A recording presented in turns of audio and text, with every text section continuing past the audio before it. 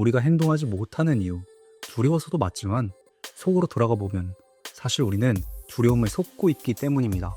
우리 스스로는 그 행동하지 못했던 기억을 가지고 우리가 게을러서 의지가 부족해서 혹은 게임 외에 어떤 취미생활로 인해 내가 유혹에 져버려서 나 스스로 게으르기 때문에 내가 의지가 약한 사람이기 때문에 못한 거라고. 사실은 두려움 때문에 행동하지 못한 걸 이제 나 자신의 어떤 정체성에까지 영향을 주는 사태까지 갑니다. 심지어 지금의 삶에 만족한다고 말하면서 속으로는 굉장히 고통받고 있어요. 과거의 실패 경험, 거절당했던 기억, 외면받았던 상처들이 지금의 나를 지켜주겠다면서 새로운 가능성을 막는 어떤 과거 기억의 반사작용일 수도 있고요. 문제는 그런 보호들이 우리 스스로를 감옥으로 가둔다는 거죠. 심지어 감옥이 하나라면 다행인데 또 이중으로 가두고 있어요. 그렇게 되면 본인의 어떤 제한된 그런 신념도 깨야 하고, 깨고 나서도 그 두려움 자체에 대해 이겨낼 수 있는 멘탈이 되지 않으니 두 번 깨야 하는 상황이 됩니다. 그런데 여러분도 아시듯이 두려움은 없을 수 없어요. 다들 꾹 참고 나아가라고 하잖아요. 근데 그게 정답인 건 알지만 쉽지 않잖아요. 그러니까 관점을 한번 전환해 보자고요. 우리가 왜 두려움을 느끼죠? 뭔가 도전하고 싶어서, 새로운 시도를 하고 싶어서, 그리고 그 밑엔 간절하니까. 우리가 만약 간절하지 않다면, 우리가 만약에 하고 싶은 게 없다면 두려울 일도 없죠. 우리가 침대에 누워서 핸드폰 하는데 두려움을 느끼나요? 두려움은 어쩌면 내가 새로운 가능성으로 잘 나아가고 있다는 하나의 신호로도 볼 수 있어요. 두려움이라는 신호가 알고 보면 간절함 그 자체인 거죠. 그리고 여러분, 우리가 만약에 영화 속 주인공이라고 한번 생각을 해보죠. 그리고 또 그걸 관람하는 한 명의 사람이 있다고 가정할게요. 만약에 주인공이 어떤 시련을 겪을 때 두려움을 하나도 안 겪고 모든 것이 완벽한 사람이 그냥 모든 것을 완벽하게 훈련받고 힘들지도 않게 훈련받고 그대로 그냥 성공해서 편하게 괴물을 무찌르는 그런 영화, 그런 영화를 보면 관객 입장에서 과연 재밌을까요? 또 반대로 우리가 흔히 아는 어떤 대작 영화들, 해리포터나 반지의 제왕, 이런 영화들을 보면 약한 영웅으로 시작을 해서 점점 두렵지만 앞으로 나아가서 결국에는 성공하잖아요. 여기서 말하고 싶은 건 우리의 삶도 마치 영화라고 생각한다면 우리가 어떤 새로운 모험을 하고 새로운 시도를 할 때 두려움을 느끼지 않는다?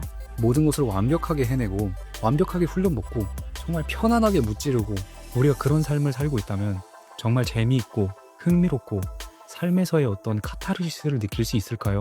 그런 의미에서 두려움은 어쩌면 내 삶의 소금 같은 존재일 수도 있어요.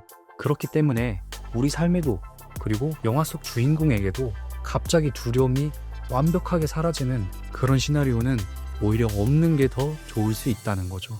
두려움은 결국 꾹 참고 나아가는 것밖에 답이 없지만, 또 그럼에도 한다 안 한다, 혹은 지금 내 직장을 퇴사하고 당장에 이직을 한다, 혹은 부업을 시작한다, 이런 A, B의 선택지만 있는 게 아니라 또 불안감을, 그리고 했을 때 실패했을 때의 디메리트를 줄일 수 있는 선택지도 있어요.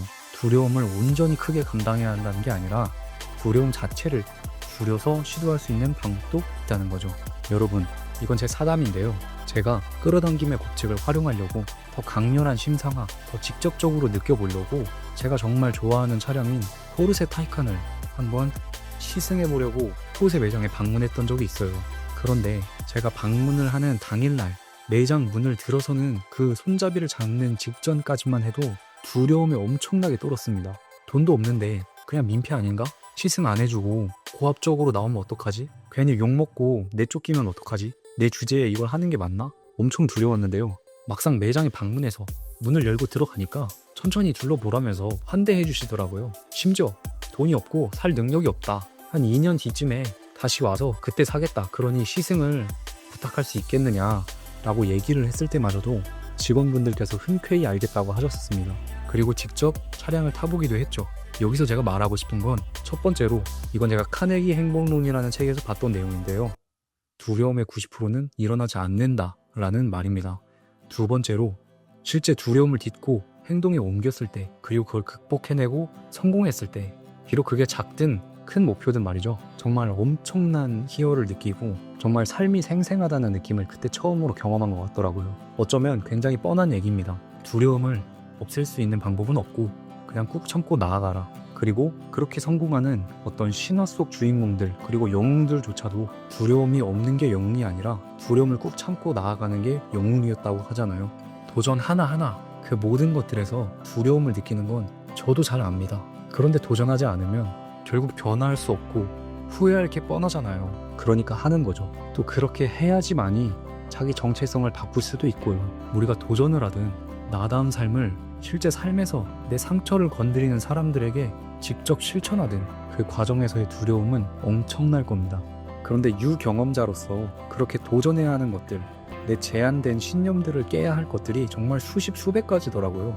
그리고 그렇게 점점 해내면 해낼수록 어떤 하나의 퀘스트, 그리고 게임, 놀이터처럼 느껴지기도 하더라고요. 혹시나 여러분께서 두려움 때문에 행동하지 못하고 있다, 혹은 그걸 넘어서 이중으로 스스로를 제한하는 어떤 보이지 않는 감옥에 있는 것 같다는 느낌이 드신다면 사실 방법은 하나밖에 없습니다. 마치 영웅처럼 작은 것 하나하나에서부터 시작해서 점점 올라가는 거예요. 제가 어떠한 스크립트 하나 없이 그냥 있는 그대로 바로 말씀드리는 거라서 말의 흐름이 좀 매끄럽지는 않을 수 있는데 양해 부탁드리겠습니다. 그렇게 정리해서 첫 번째로 두려움은 간절함의 신호다. 두 번째로 두려움 자체도 문제지만 거기에서 파생돼서 게으름 혹은 의지 부족 이런 식으로 스스로의 정체성을 규정해버리는 문제, 이렇게 되면 이중으로 제한될 수 있다. 세 번째, 어떤 성공한 대작 영화들을 보더라도 두려움이 아예 없었던 영웅들은 존재하지 않습니다. 모두 아주 작았던 존재에서 천천히 두려움을 꾹 참고 버티며 성공한 사람만 존재했다는 거죠. 네 번째로, 두려움 없이 완벽한 삶은 그 자체로 완벽하기 때문에 오히려 반대로 삶이 전혀 재미가 없어진다는 겁니다. 저는 여러분이 결국 해낼 걸 알고 있습니다. 여러분이 앞으로도 수십 수백 번 겪을 두려움을 하나하나 천천히 이겨내시길 응원합니다. 그럼 다음에 뵐게요.